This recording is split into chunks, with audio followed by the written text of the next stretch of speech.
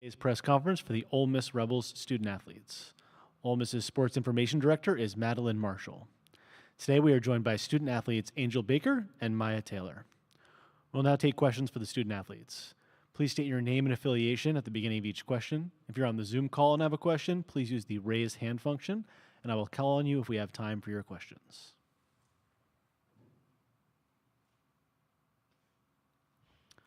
All right, I'll start up here. When you're playing at your best, what's the style we can expect from your team? When we're at our best, we run, share the ball, and rebound. So I think that's pretty straightforward. I would like to add to that, we defend, and that's the main focal point for us. We dictate and we disrupt. Cool. For this next question,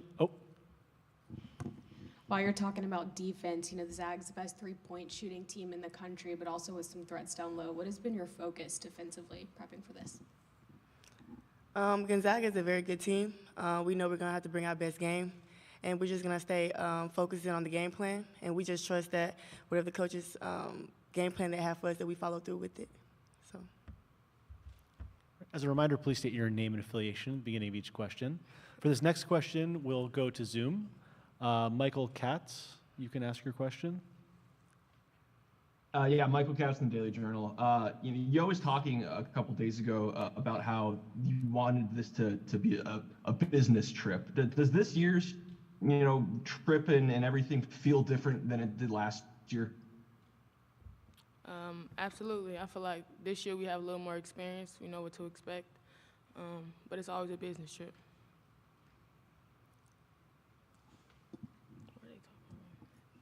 Hi, ladies. Janie McCauley from Associated Press. Nice to see you. What are sort of your first impressions of the venue and just Stanford? I don't know if either of you been on this campus before, and maybe any preliminary thoughts on Gonzaga and the kind of the power program they've been on the West Coast in their conference. We haven't really had time to see the campus, but thoughts on Gonzaga is, like Maya said, they're a pretty good team, but we just focus on Ole Miss and Ole Miss basketball. Just going off of what she's saying, they're a really established program.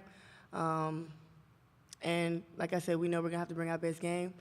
But as long as we focus on the Ole Miss way, we defend, we share the ball, run, things like that, I just think that we put ourselves in a great position. And Maya, Angel just spoke about experience. What maybe is the biggest growth for this group since March a year ago? I would probably say leadership from everyone throughout the team. We all have our roles, and we all know what they are.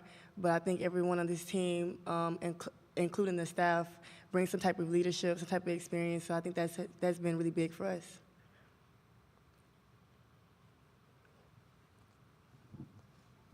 Jim Allen, Spokesman Review, Spokane, Washington. For either player, can you talk about you talk about Gonzaga being an established program, and you guys have kind of come back. What's been that journey like as far as 2 years ago you didn't win a conference game, I believe, and now you guys are back-to-back NCAA teams. What's been the ingredient for that growth? I feel like our leader, Coach O, but also just everybody buying into their role, knowing what the coaches ask for us and just not taking it for granted or belittling it, whatever it is, from 1 through 15. Everybody's role is important, so just buying into that. And for me, being a transfer, I've always watched Coach Yo and Ole Miss from afar. I'm from Mississippi, so I've always been very familiar with the program at Ole Miss, and the things that Coach Yo have been able to do within the 5 years that she's been here has just been phenomenal. And that just goes to show the hard work that she puts in, her staff puts in, and the team as well. So I'm just very thankful to be a part of that this year.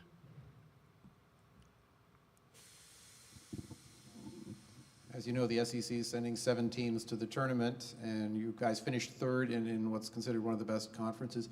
How has that prepared you for this moment? I just feel like all the games that we've had in the SEC have been a battle. I feel like the talent that's in the SEC as well is just phenomenal. And I just think that each game we got a little better. We learned a lot of new different things, and I guess kind of just seeing our weaknesses in some different spots, and then just being able to grow from that, just to be able to get ready for this moment now. We'll go back to Zoom for this next question. Michael, you can ask your question. Yeah, someone mentioned it a little bit earlier about how good of a three-point shooting team Gonzaga is. You guys defend the three as well as anybody in the country. I know you guys are in the top 10. Is it exciting to know that this is a strength-on-strength matchup? Absolutely. I feel like y'all talked a lot about Gonzaga's three-point ability, but you could talk more about Ole Miss defense for sure. Yep. Second what she said. Who's someone not on the podium right now that we should look out for tomorrow in the game? I got a couple I can name off rip. Madison Scott, Marquisha Davis, Reedy Bokwe. That's who I got off rip. And just to add on to what she said, I think the list goes on. I know Coach Joe talks about us being a super team, and then just everybody, it could be anybody's night, which makes us that dangerous. So I just feel like as long as we come out, we play together, I just think that you should keep an eye on all of us. So that's just what it is. Good call, good call. And then maybe one follow-up on that. Who's the toughest player on your team to guard, and who's the toughest to beat when they're guarding you? Angel Bucket Getter, so I'm sure y'all heard that. So she's definitely very hard to guard. And then Madison Scott, she was on SEC defensive team. Her athleticism, her length, things like that, and just how hard she works just makes it very hard on the offensive player. So you would say the same? I would. Well, Marquisha Davis a bucket. Yeah. And we'll go back to Zoom. Michael, do you have another question? Oh, no, my hand's supposed to be down. I just forgot to put it down. Sorry. All good. Any more questions for the student athletes? Okay. All right, thank you, Angel and Maya. Good luck tomorrow. Thank you. Thank y'all. We'll now take a short break and then be back with Ole Miss head coach Yolette McPhee-McEwen.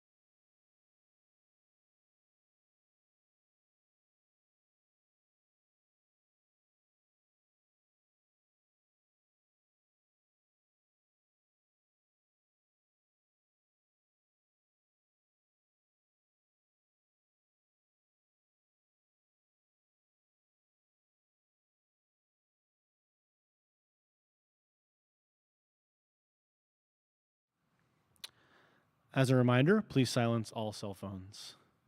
Welcome to today's press conference for Ole Miss Rebels head coach Yolette McPhee-McEwen. Ole Miss's sports information director is Madeline Marshall. We'll now take questions for Coach McPhee-McEwen. As a reminder, please state your name and affiliation at the beginning of each question. If you're on the Zoom call and have a question, please use the raise hand function, and I will call on you if we have time for your questions. Hi, Yolette. Janie McCauley from the Associated Press. Welcome to the sunny Bay Area. You missed some what we call atmospheric rivers here recently. So your two of your players were just up here and spoke about how everything with this group starts with defense and experience and leadership gained over the past year. How has that progression been? And they're excited as a top defensive team to face a top three-point shooting team tomorrow.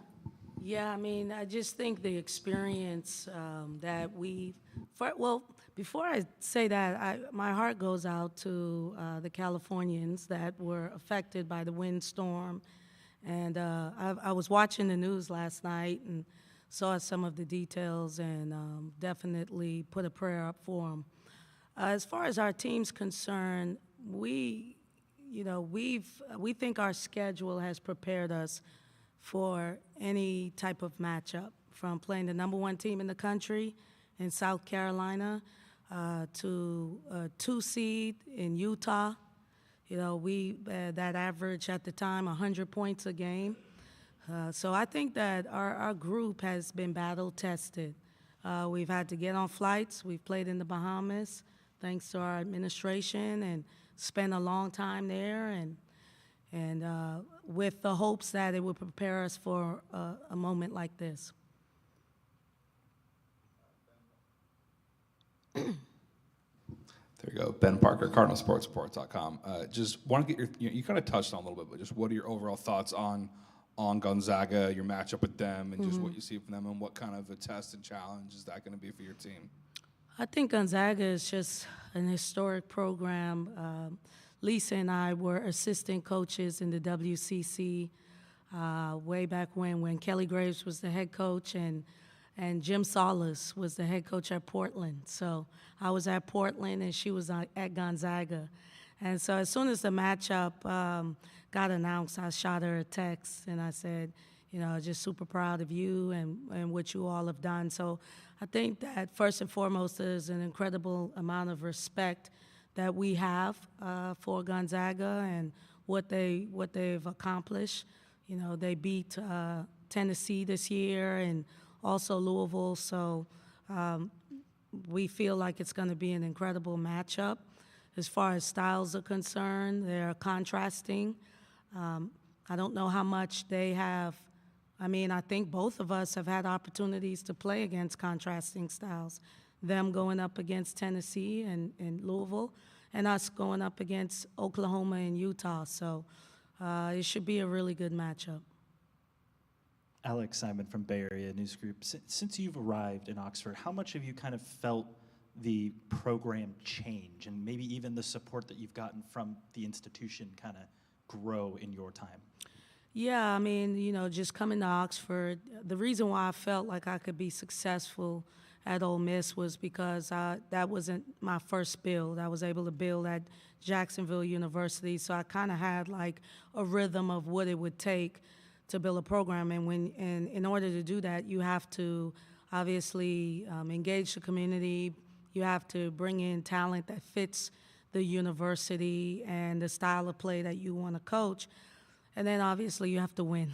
So we've been able to do those things, and our support has grown organically because of that. And really excited to where we are and where we're about to go. I'll tell you a quick story. When Kelly Graves was at Gonzaga, he would talk about his first couple years, they would never promote the program because they weren't any good.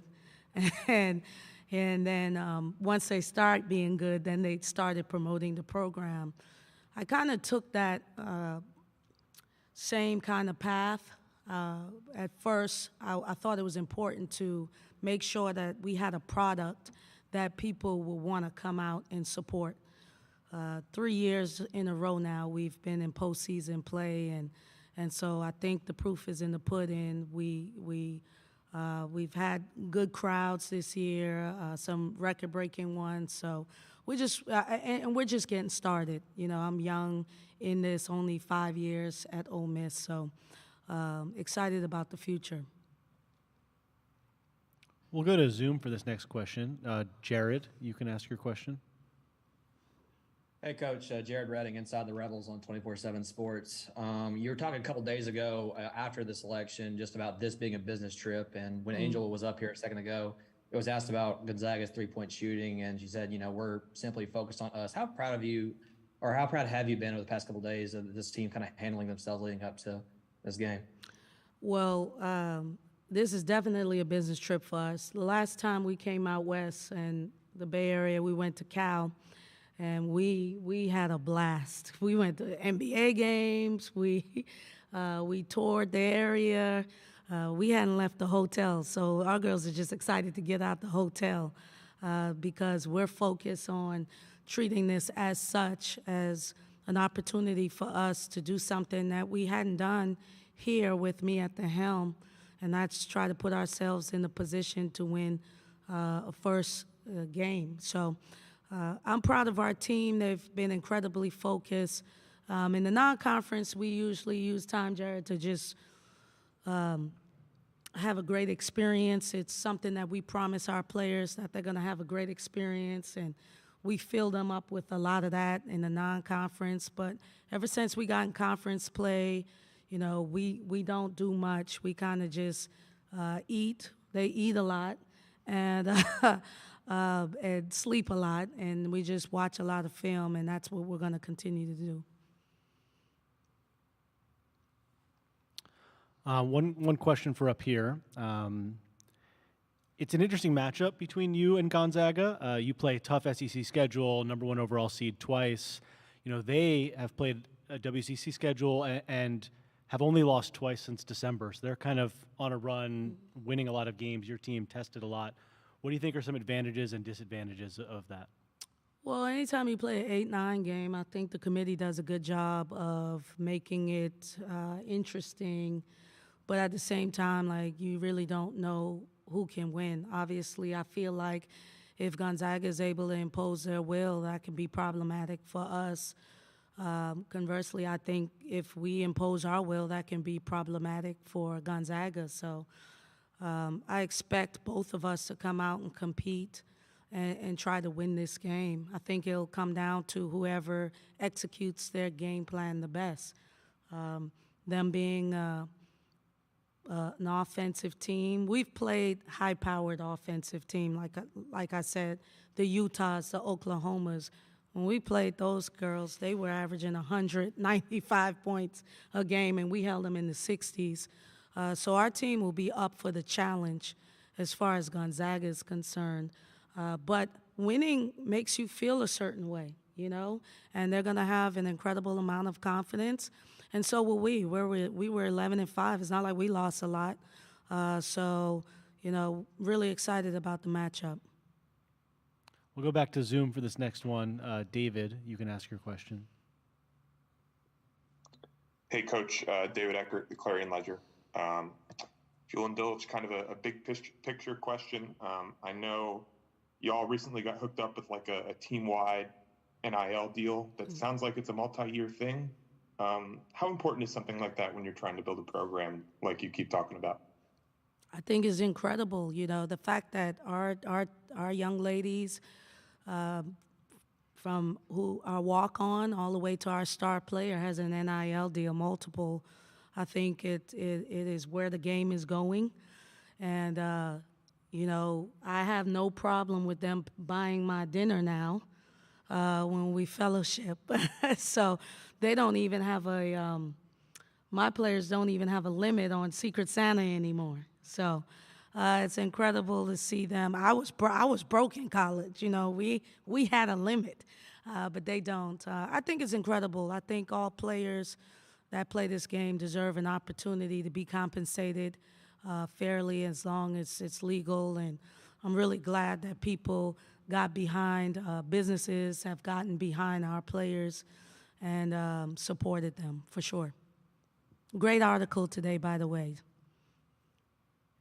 Yolette, you said when we fellowship.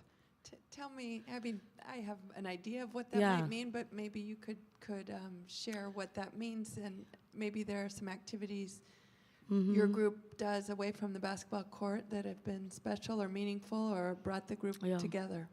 Well, something that we do that is unique, I think, is we do a community service project every month.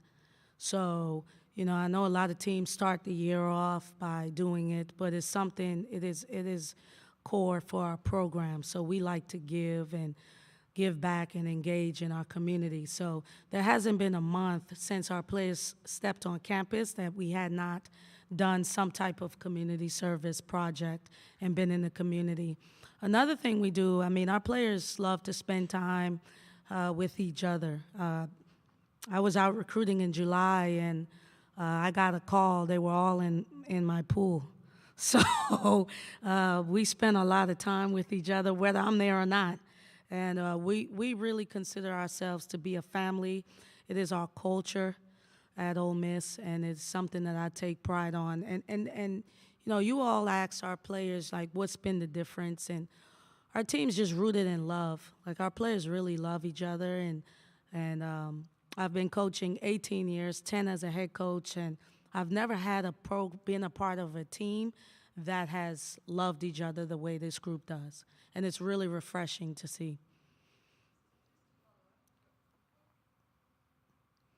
Just to follow up, so we're in March, so I'm guessing you've done either 5 or 6, if you gathered in September, October, community service activities. Could you take us through each one, please, really quickly? I can try to remember all. I mean, we just recently did More Than a Meal, which is a community service project where there are people that are looking for a meal, and it's a great program that they have in Oxford. And so what you do is you pay for the meal. So we paid for the meal, and our players served the meal and spent time with all of the people that came in, and from young kids to, we met an 80-year-old young lady. So that was pretty cool. We just did that. We've also, I don't know if you all remember, we had a water crisis in Jackson, Mississippi. Well, our players went into their own pockets, and we sent a truckload of cases of water to Jackson State women's basketball program. We didn't even put it out there. It was just something that our team wanted to do. So we do the things in the community that we don't always even have a camera with. In December, we adopted a family and provided clothes and toys and for a family. We did it in Thanksgiving. You know, we start in the summer. Reading projects. I mean, we're all over the place. Our community, we're the women's basketball team for the Oxford community, and we take pride in that, and they have put their arms around us as a program. Ben Parker, CardinalSports.com. Just talk about, obviously, if you guys were to beat Gonzaga, you'd be presumably facing a number one ranked Stanford team. Just talk about that'd be a very exciting opportunity, but how do you kind of keep your team focused in the present, on the here and now, and not looking ahead? Just how do you as a coach keep your players locked in mentally on just one game at a time and not looking ahead to a bigger matchup like that? I just think our schedule has prepared us for that. You know, early in the year, we went on a 5-game winning streak, and our heads got a little bit big, and we had a game at home against a team that had some injuries, and I think human nature set in, and we thought that we would just win, and we lost. And so, that experience, I think, has prepared our team to just stay in the moment. And so we've really done that. It's not really hard to do. We're not thinking about Stanford. We're thinking about Gonzaga. Soon as we found that out, I hadn't watched any film. This is my first time actually getting my eyes on Stanford because they played Gonzaga. So I watched their game this morning, and that was my first time seeing Gonzaga all year. I'm sorry, I just struggle with the West Coast with the time difference. So as far as we're concerned, we're focused on the Zags. Jim Allen, Spokesman Review, Spokane, Washington. Talk about Angel and what she's meant to this program, how you got her to Oxford. Yeah. Oh, man, she is, in fact, an angel, no pun intended, to us. I mean, literally, I saw Angel in the NCAA tournament put on a show against Arkansas, and then followed up. They beat Arkansas, and then they played Missouri State. And her coach, after the season, ended up getting a job at Memphis. And I called her coach, and I said, listen, is this kid going with you? Like, what's the deal? And she said, I think she's ready for the big stage and an opportunity to spread her wings. And I don't know if you know much about me, but I can recruit, so I just started recruiting. And we got her here. She's been a joy to coach. Angel is an incredible human being, just very humble, very intelligent. People don't get to see that because they just see her on the court. She's a ball of fire, but she's just really an awesome teammate too. So she has really made my job easy because I've been able to push her, and she's allowed me to do that. We'll finish with just two more questions, both from Zoom. First, Michael, and then Gabriella. Michael Katz from the Daily Journal. You and I both struggle with watching West Coast basketball games. I would just like to put that out there. Even though we're Laker fans, by the way. Oh, yeah. we struggle with a lot of basketball on the West Coast right now. A lot's been made of Gonzaga's three-point shooting. I guess from your perspective, is it scheming up good looks? Do they have tough shot makers? Is it a bit of both? I guess what makes them good at what they do? I just think their offensive flow, they do a great job of spreading the floor and getting it in the hands of their shooters. And so I think that they take good shots as well. I think that helps them. And so, Cats, I feel like our percentage is not great, but I just want to go on record that we've made some threes here and there too. So that was a joke. But we really have, versus Missouri, we made 9. So don't let the Rebs get hot. This will become a 3-point shootout battle. That is not what we want. But I think that's what makes them special. They just spread the floor. Lisa runs great stuff.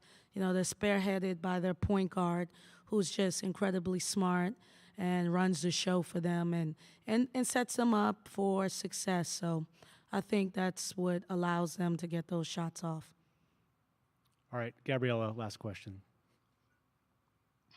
Hi, Coach. Gabrielle Lewis with the Next.